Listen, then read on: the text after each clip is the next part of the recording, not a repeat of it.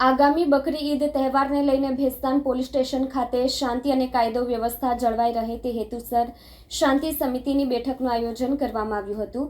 બેઠકના અધ્યક્ષ પદે નાયબ પોલીસ કમિશનર રાજેશ પરમાર હાજર રહ્યા હતા। આ બેઠકમાં મદદનીશ police commissioner I division Shri NP Gohil, B ડિવિઝનના police inspector Shri JM. Solanki, સ્થાનિક પોલીસ સ્ટાફ, હિન્દુ અને મુસ્લિમ સમુદાયના અગ્રણીઓ તથા શાંતિ સમિતિના સભ્યો ઉપસ્થિત રહ્યા હતા। કુલ 140 થી 145 જેટલા લોકોએ ઉપસ્થિતિ નોંધાવી હતી।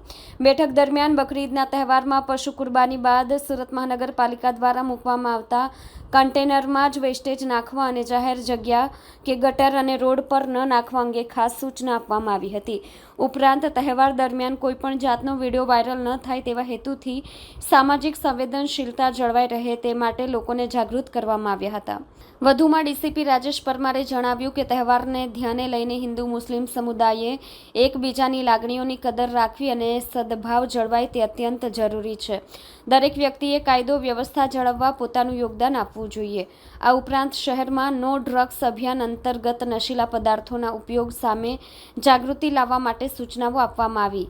સાયબર ફ્રોડ અને પોક્સો જેવા ગુનાઓના નિવારણ માટે લોકો ખાસ કરીને પિતા માતાઓને બાળકો ઉપર ખાસ ધ્યાન રાખવાની અપીલ કરવામાં આવી।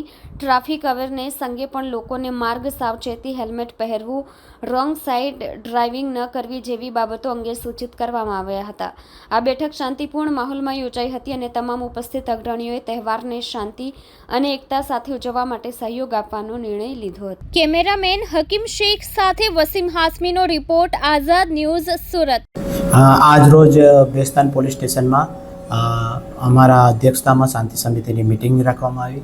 એમાં 150 જેટલા હિન્દુ મુસ્લિમ આગેવાનો હાજર હતા। આ બાબતે બકરી ઈદ નિમિત્તે દરેકને કોમી એકલાસ, સૌહાર્દપૂર્ણ વાતાવરણમાં તહેવાર પૂરો થાય એ બાબતની સમજ કરવામાં આવી। મુસ્લિમ ભાઈઓને જે કાયદા અનુસાર જે રીતે એમનું બલિદાન જે આપવાનું છે એ રીતે આપે એની પણ સમજ કરવામાં આવી।